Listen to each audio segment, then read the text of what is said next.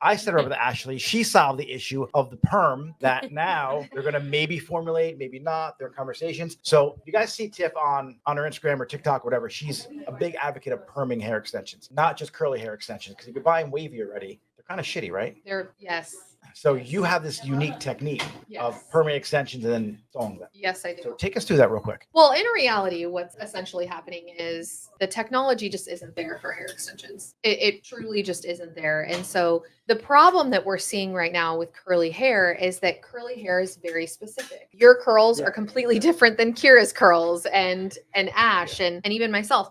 So in reality, what's happening is if you just go down to the store and you grab, textured extensions, the idea that you're going to put it in your hair and that it's not going to mat is next to none at this point.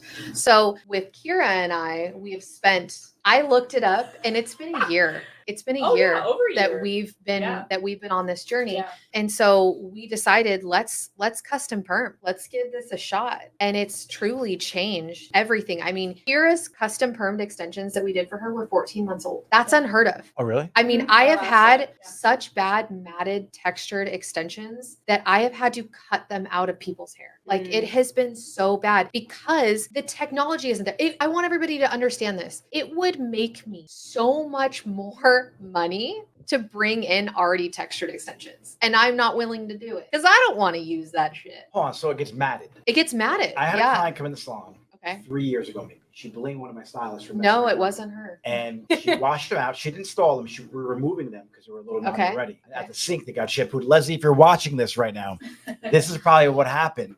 Yes.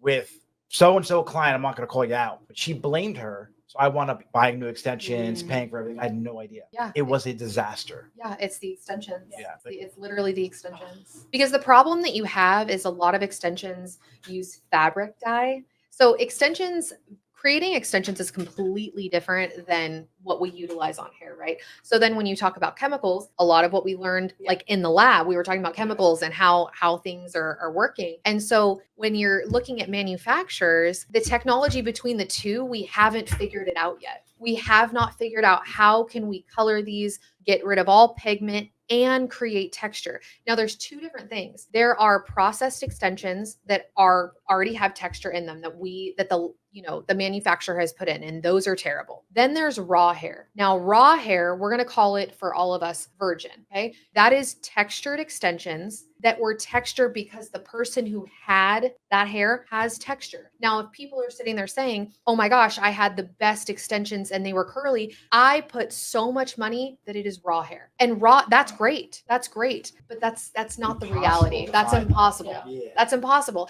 And then once you take raw hair that has texture, you guys, what happens? What happens when we bleach out level 4? Yeah. You're screwed. Yeah. You're screwed. It's not going to work. That's where we're at. That's the road we're down. And so, Russ, do you guys have a perm yet? Well, so one of our companies, we're under an umbrella of 3. Our consumer side, which is the one and only brand, has perms and has phenomenal perms. Yes, they do. That have done really well on the consumer side. So that's kind of, I'm like, all right, listen, Tiff, like I'll give you a perm to use, but know that it's a Sally brand, right? Okay. Now, professionals do go in Sally's. Yeah.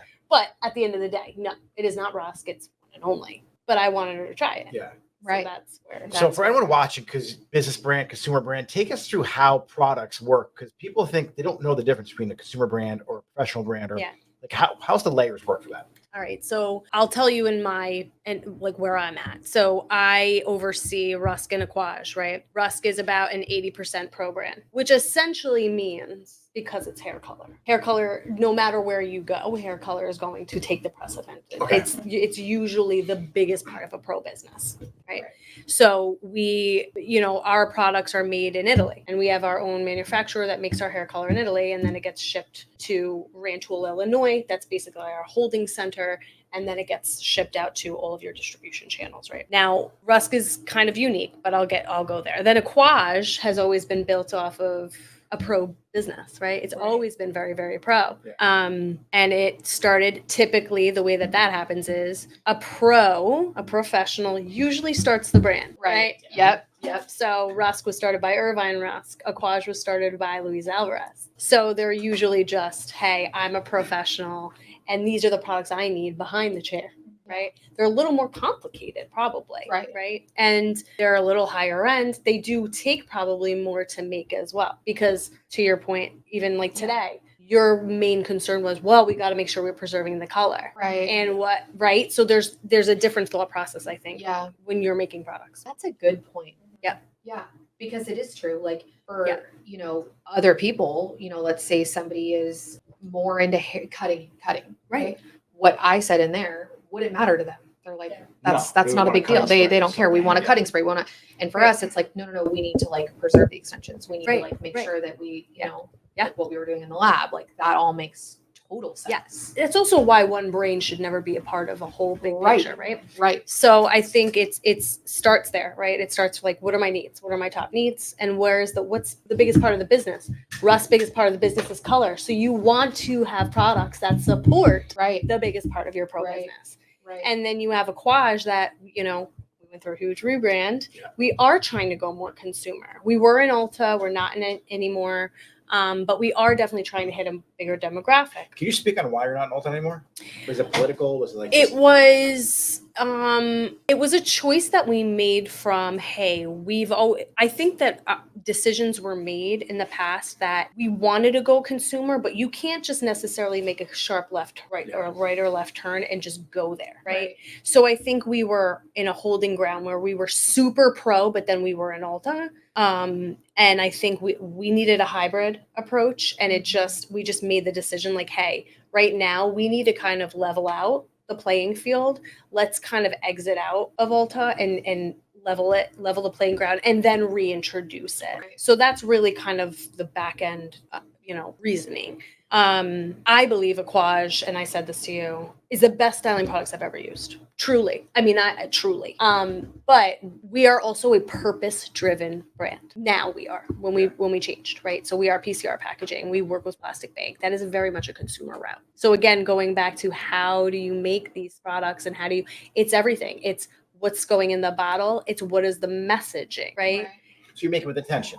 You have to have an intention behind it. And you have to be very super focused. I always say this. You have to be super focused. Like, I understand we want to do all things all the time, right? And I struggle with that every day. Tiff, you hear that?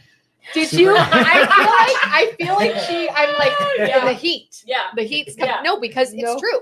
No, but it's true. It's like you're absolutely like, yeah, you can't. I knew he was going to say that. And when you said it, I was like, oh, but you can't. You can't. Out the door. And I think that was the biggest part of, like, for me, right? I'm a hairdresser that went corporate. Right. That was probably my biggest lesson was you need to be hyper focused on something, especially when you're building a brand.